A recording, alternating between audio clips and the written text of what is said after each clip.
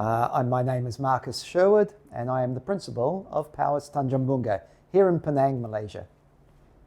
I've been in POWIIS for 6 years. I came in the year of setup, and then we opened in my second year. So I've been 5 years in the school since it opened. I always liked Penang. I lived in KL at one point. I was at a school, international school in KL for 6 years.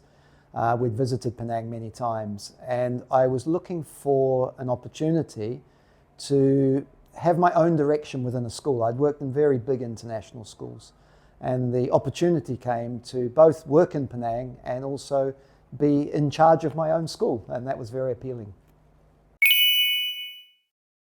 So POWIIS wasn't established. There was a secondary school in Ballikpalau, and then the opportunity for this, at that time primary, now middle school as well, came up. So I was very excited about having my, I suppose, autonomy to develop the school and how I believe it needs to be.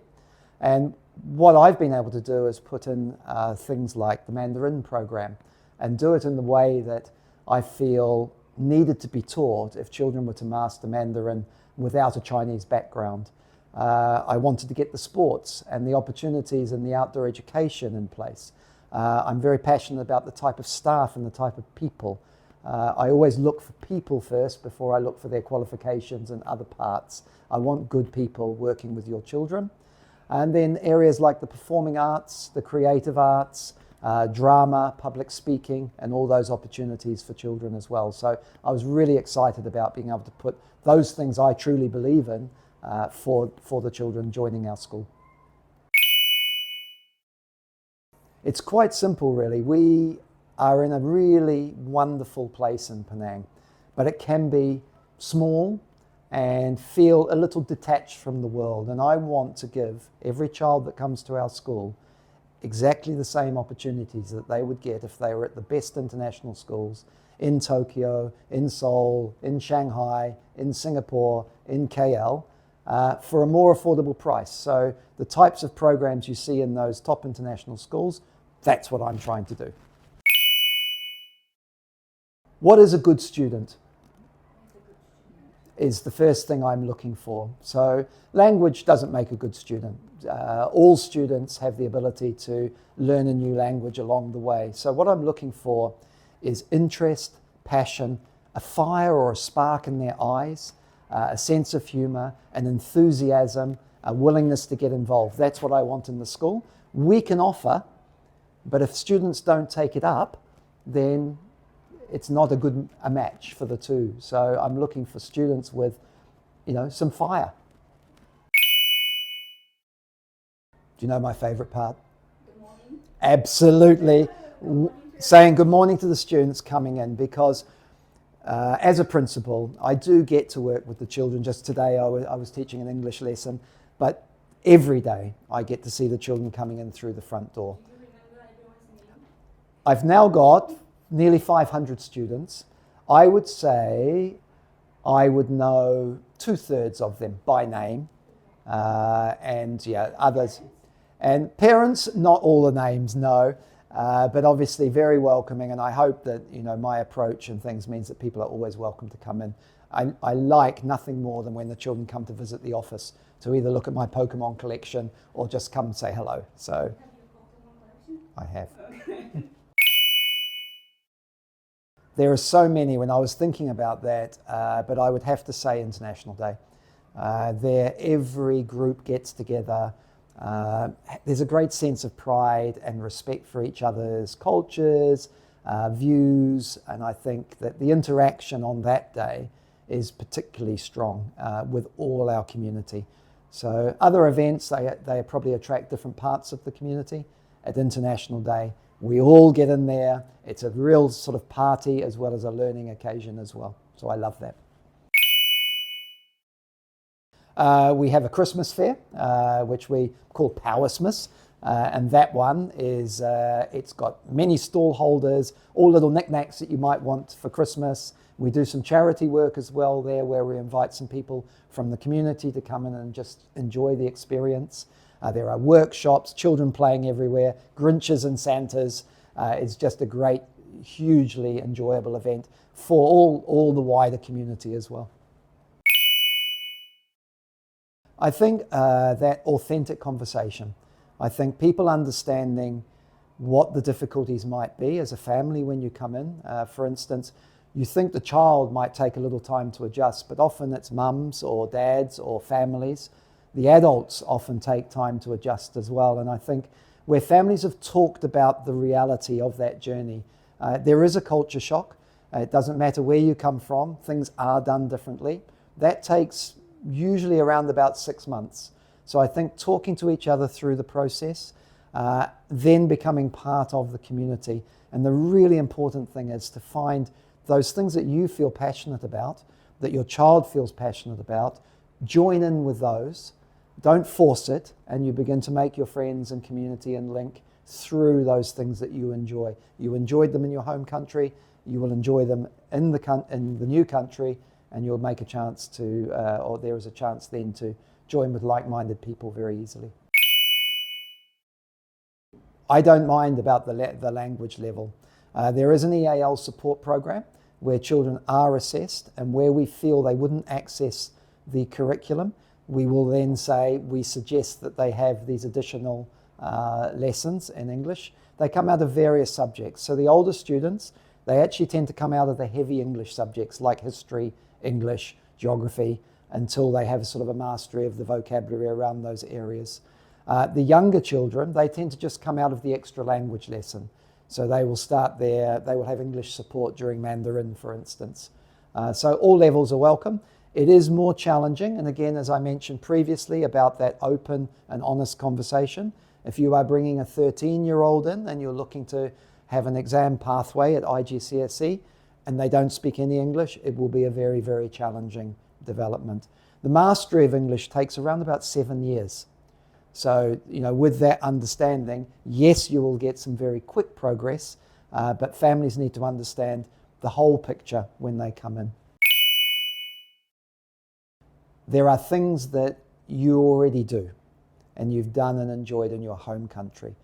Those are your starting points because you already have the skills and the understanding of what that is. It's only the language then.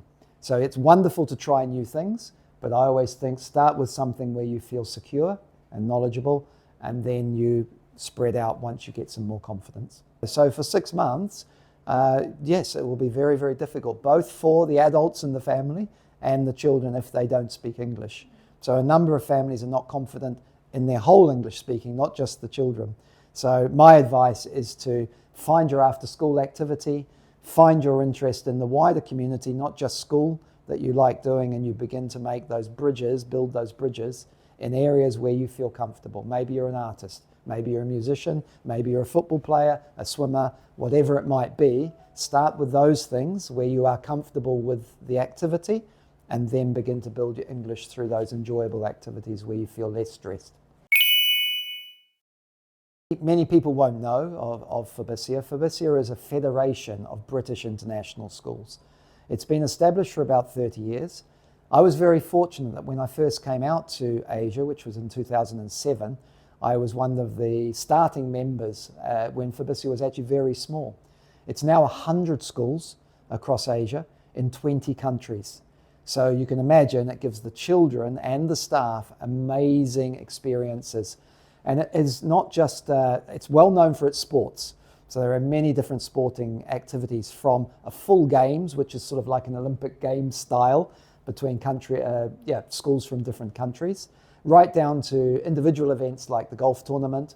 But what it's done now is it's got a lot of academic, a lot of arts, and a lot of creative elements as well. Student leadership, sustainability, and there are opportunities for children to be involved probably from year 5, so the children are around 9 years old. That's when those, particularly the overseas opportunities, come up. But in any area, there are things to join into, online and with overseas travel, which is always very exciting. I'm always open for student ideas. So having a student voice is very, very important. And so the leadership groups often will come and say, oh, could we try this? Could we try that? I think 2 of the things at the moment, I would say that the eco warrior organisation, which is looking at a sustainable environment and us trying to do things better as a school. They are quite driven. I know I'm thinking of a particular young man who is a real sort of driving force in that area. So moving the school forward, and it's challenging it to be more sustainable. The F1 in schools, which is done with students and in collaboration with the art department, where you design an F1 car, you have to test it, you have to create the logo, the marketing and everything that goes round, and then you go and race it against other schools across Malaysia, and actually it's a global competition as well. So those two sort of initiatives that school children have come to us and said, can we do this? Then we as staff try and support them where we can. Yeah, so year 7 and 8 is a really interesting period. So it's a middle school in many different countries, but it's also a pre-secondary school age, and it's an age of great change for the students. So what we want to do is continue to keep them focused by being mentors to the younger students, by looking for exploring their own ideas a little bit. So you'll see leadership in the playground area, you'll see leadership in music, leadership in sports, as well as student council, and having a say in how things need to be in the school, while they're still trying to find their own way through life, through a really difficult time. And if we look at, say, social media and the online environment at the moment, that is something that is a real challenge. And the young people in that phase have said to us, we know we do it, we need help, so how to manage this, and those sorts of conversations. So they're treated slightly differently than the way that the primary school students are. I know we haven't taken these things off, but there's been talk of entrepreneurship, talk of developing a radio station within the school. So projects like that take a little bit more sort of expertise. We're looking to involve students in that in year 7 and year 8. So community service is very much a part of the upper part of the primary and the middle school. So in year 6, upper primary, and then 7 and 8 in the middle school, they will go out and do environmental areas and things like beach cleans, which feature monthly with us, are an important part. We also have some relationships with certain organisations like the Child Protection Society, and a group of students will go out there and support the growth and sustainability of vegetation and growing your own crops and things like that in that area. There's also a real passion for langurs in Penang. And the langur is a dusky monkey, so cute, but they can't cross the roads in areas. So we have a real, a world-leading activist in that area, and she's engaged the students, and the students are quite passionate about supporting that in different ways as well. The parent community is extremely active at POWIIS, and I think it comes across in a variety of ways. One is connecting the parents within the community. So through things like activities. So we have student activities, we also have parent activities, right from sort of learning English and mastering English to baking and sewing and tennis and hiking, all sorts of things for parents to do. And of course, the passion of some people is, I'm living here in Penang, can I make a difference in the community? So where parents have forged links, they then come and work with the students and come and work with us. So for instance, we recently had a bake sale, which raised money for a women's project and bringing that forward. We had disabled people down in Ipoh, another town away, where one of our staff members was passionate about that in the community. So again, we ran an art exhibition where the funds went to that charity, and they brought their people up, and they were part of our community for a couple of events, and we could pass over some support of things that they are running. So where there's opportunities, and often they come from our parent community as well as us looking outward. I have a couple. I love going up Penang Hill. So we have a funicular that takes us to the top of Penang Hill. It's about 5 degrees cooler up there, so you can walk around without the full oppression of the heat. But what you get from there, there's a lovely spot where you can sit down with a drink and look out over the whole of Georgetown, across the harbour, across to the mainland, and it's a stunning spot as the sun is setting. So I highly recommend that. Have you ever spotted the golden dusky fish monkey? I have seen it, not up there, actually close to the school. Where we go up, we live quite close to a little hill where you can go up, and often you will see them up there if you walk up there as a walk. The other place I really like is the national park. So I love the rainforest. I like walking. So there's a lovely walk or boat trip around to an area called Monkey Beach and another one called Turtle Beach. And there you can actually see the ocean turtles coming in if you're lucky. There's a little sanctuary there where they're kept, which is always just a fascinating day and a very relaxing day to enjoy.